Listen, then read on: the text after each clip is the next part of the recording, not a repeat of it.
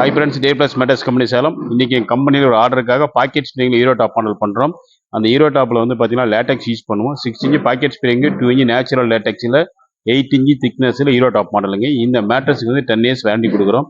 இந்த 6 inch packet spring வந்து Tata steel wire தான் யூஸ் பண்ணியிருக்கிறோம். ப்ளஸ் வந்து பாக்கெட் ஸ்ப்ரிங்னா இண்டிவிஜுவலாக பாக்கெட் ஆகிருக்கும், சாஃப்ட் அதிகமாக இருக்கும். லேட்டெக்ஸ் வந்து பார்த்தீங்கன்னா 80 டென்சிட்டி தாய்லாந்து இம்போர்ட் பண்ணுறதுங்க.